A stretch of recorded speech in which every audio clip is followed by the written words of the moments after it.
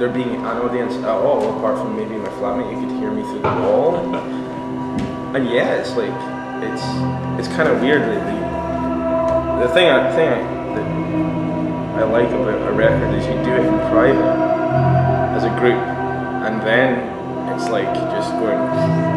And it means I don't have to be there when the person first listens to it, and I don't have to. And then live is different again because it's more of like a shared experience.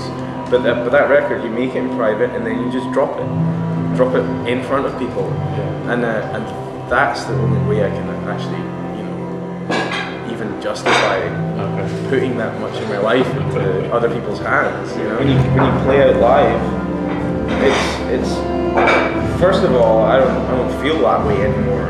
The way that is what's written about in the songs, it happened 2 years ago, maybe more, and it's other people that come to my shows that feel that now. So it kind of, in that sense, you're just although you're not going through the motions, I still try and inject whatever I have going on in my life into that performance, but like, it's other people that are responding to it rather than me saying, this is how I feel now.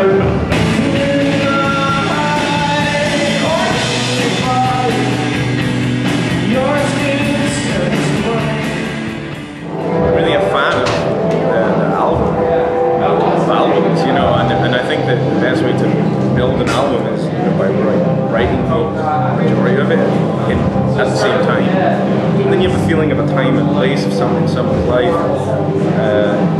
Certainly for us, anyway, that's important. That there's a lot of a sense of that this actually happened and when it happened and it all happened at once. And there's almost a storyboard from start to finish or something like that. Again, like even writing the record, it was very much after the event that enabled me to, although it's all pretty much true, it allowed me to semi-fictionalize the whole thing and remove myself from it, so that I was then writing about a character who is me and who this actually happened to, but there was like, I was replacing myself, and then you can get the whole start to finish in.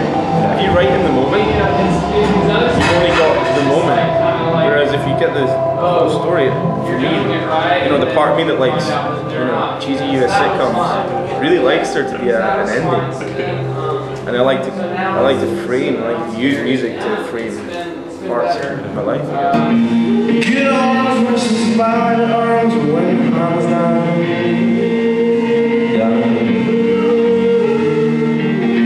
They all felt to who felt and how far they go around. There's a history there which is, which deals musically in folk music, which most folk music does deal with in death and poverty and losing people and moving as well, like kind of transient population and things like that, moving to the US and to Canada, and that's the history, and that's not necessarily what you grow up listening to, but it's there, it's just kind of there. And I think in kind of, I don't want to get too cheesy about it, but it's like, it's definitely inherent in Scottish people that there's a kind of a dark sense of humour anyway, and a sadness to the music. Yeah.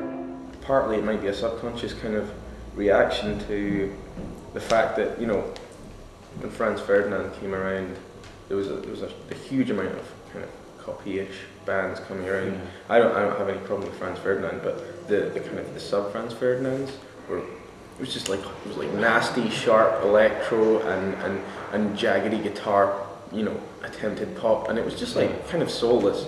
And I think now there's like the reason for the Twilight Sad, and we were called Jetpacks ourselves, is that, just to try and inject a little bit more feeling into music there. I draw, I studied art, I studied illustration for 4 years. Okay.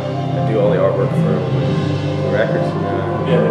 Yeah. So I mean that's something that was kind of like I felt like I don't know. I mean it's weird. After I finished that degree, I felt like I'd done that. If you see what I mean, and then now maybe like after one more record, I'll feel like I've done this part